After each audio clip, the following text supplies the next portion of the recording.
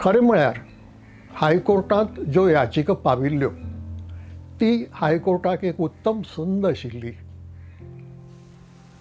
10वी अनुसूची 10th schedule जाचे अंडर हे पक्षांतर येता ताजी चिकित्सा करून केन्ना पक्षांतर केन्ना डिस्क्वॉलिफिकेशन जाता हें स्पश्ट करून सांगपाची.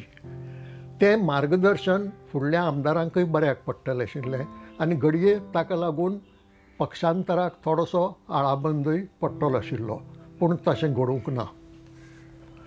हांवें केल्ल्या अभ्यासा प्रमाण सभापतीचो निर्णय चुकिल्लोच, पूण हायकोर्टाचोय निकाल चुकला. आतां कितेंय चुकलां म्हणटकच तितल्यार थांबूंक जायना. कित्याक चुकलां, खंय चुकलां, कशें चुकलां हें सांगपाची जबाबदारी म्हजेर येता. आतां तें स्पश्ट करतना 4 विशय समजून घेवचे पडटात आनी ते प्रश्नाच्या रुपान मांडून हांव ते विस्कावंक सोदतां.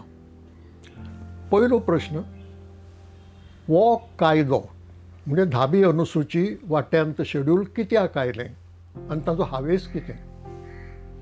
दुसरो प्रश्न, हें 10th शेड्यूल कशें आसा, म्हणजे हो कायदो जाका आमी पक्षांतर बंदी कायदो म्हणटात तो कसो आसा, कितें सांगता. तिसरो प्रश्न, खंय चुकलां, हायकोर्टाच्या इंटरप्रिटेशनाक खंय चूक जाल्या आनी म्हणून निकाल चुकला. आनी चवथो प्रश्न, ह्या निकालाचे परिणाम कितें जावं येतात.